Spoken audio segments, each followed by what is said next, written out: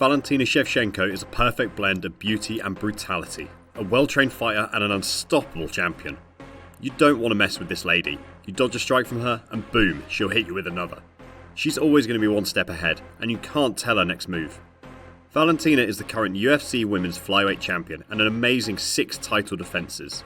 But it took years of hard work to get here. The amount of work she put into combat sports reflects on her level of success. So the big question is, what did it take for Valentina Shevchenko to become this tough in the UFC? We'll be diving deep into the life of Valentina and her tremendous consistency in beating opponents. We'll also take a look at her life outside the octagon, with the juicy payout she collects from every fight. She's beautiful, really hot, and a weapon of mass destruction against anyone who steps into the octagon to fight her. So stay right where you are as I jump in. Valentina Shevchenko was born in Kyrgyzstan in the USSR on March 7th, 1988. You could tell that Valentina would choose the path of combat sports when you look at the background of her Ukrainian parents. Her mother, Elena Shevchenko, is a former multi-time Muay Thai champion and the president of Kyrgyzstan's National Muay Thai Association. Her father also has a record of his own. Mr. Anatoly Shevchenko served in the Pacific Fleet of the Soviet Navy for 3 years during the Cold War and played for the Kyrgyz national football team. So growing up, Valentina was influenced by her parents and her sister Antonia, who also was a Muay Thai fighter. Valentina started training in Taekwondo at the age of 5. She grew stronger as the years went by, and at 12 years old, she broke into the world of Muay Thai kickboxing and freestyle Veil Tudo. Anyone could make it in these combat sports, but here's what made Valentina a real fighter. In 2000, still at the age 12, Valentina Shevchenko was to face an opponent in kickboxing who was 22 years old. Trust me, I was as shocked as you are to hear that. I have no idea what the organisers of the match were thinking, but this was a pivotal step in making Valentina who she is today.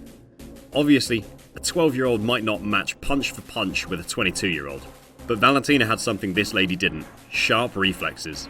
Valentina was all over the place. She was fast, and I mean really fast. To everyone's surprise, she knocked out this 22-year-old with her sharp reflexes and unmatched speed, winning the fight under the nickname The Bullet, but somehow didn't earn Valentina enough credit for being so good. Valentina was affected negatively by the lack of accolades, leading to her loss in kickboxing back in 2008 to Debbie Erkins at WFCA. At this point, everyone had forgotten just how good Valentina Shevchenko was. She kept training even harder, but took her second loss against Kong Wang in 2015. Valentina has fought in many kickboxing championships and Muay Thai competitions, but nothing prepared her for the UFC like her professional fights in MMA. She was good, but the world of MMA made her better. She competed in multiple regional Kyrgyz, Russian and Korean promotions and went undefeated. If you don't already know, you should know now that I'm a huge fan of Valentina. And what endeared me towards her is the fact that she finished all her opponents in just the first round. You can't convince me otherwise. Valentina Shevchenko is definitely one of the best female combat sport fighters in history. Sadly, her supreme reign of dominance was short-lived. Valentina took a break from MMA, but made a comeback in the United States at C3 Fights in Concho, Oklahoma on September 30th, 2010. She was slated to fight the almighty Liz Carmouche. Oh yeah, you know once you get into the US, you meet the best in combat sports.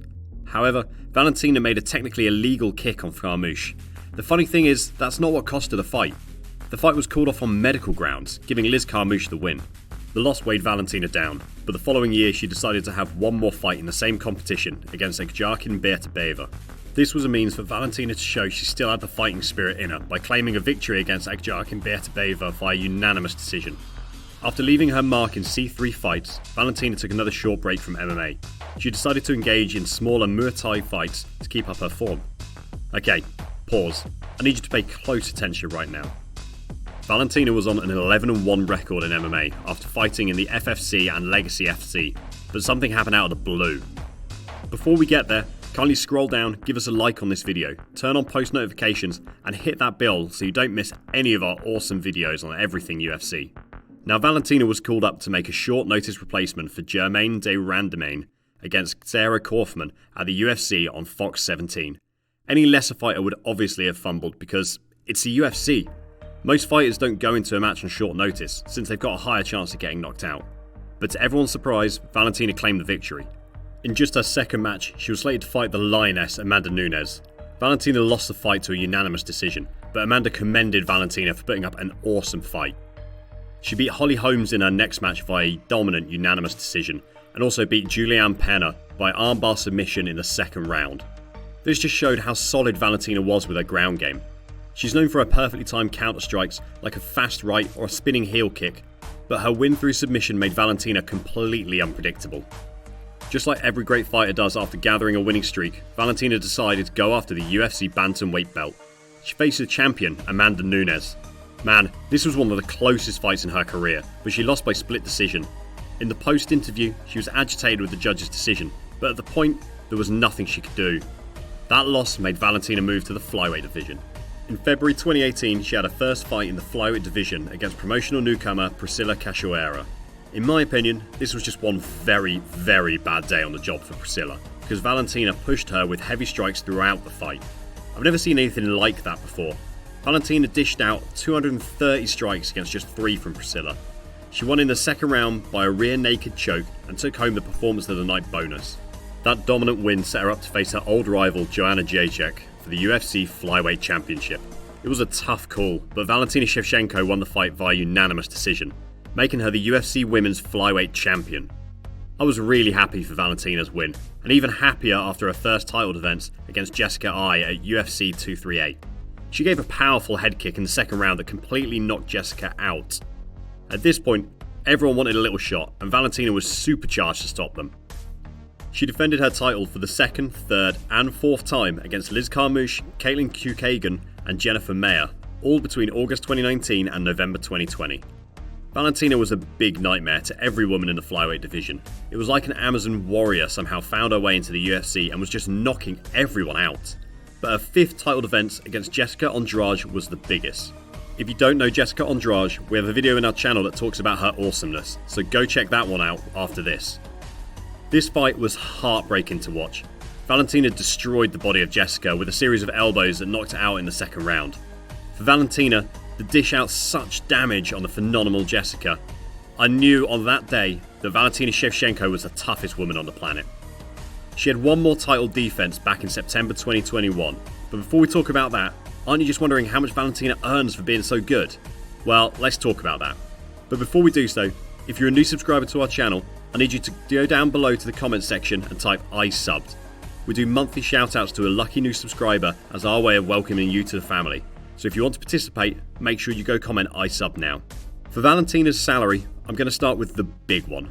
Valentina earned $302,000 for her win against Jessica Andrade and $400,000 for her last title defense against Lauren Murphy.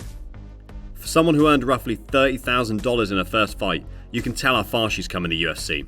She's sponsored by Proximity Nutrition, Monster Energy Drink, and Parry Match Bet. From her fight payouts to her sponsorship deals, Valentina Shevchenko has a net worth of around $2,700,000. From her social media pages, you can tell what a beautiful and happy life she's living, emphasis on the beauty. Her most recent title defense was similar to the last 4, with Valentina defeating Lauren Murphy with a TKO in round 4. 6 title defenses, a 22-3 fight record, and number 2 in the UFC Women's pound-for-pound ranking. Is there anyone that can take the title of Valentina Shevchenko?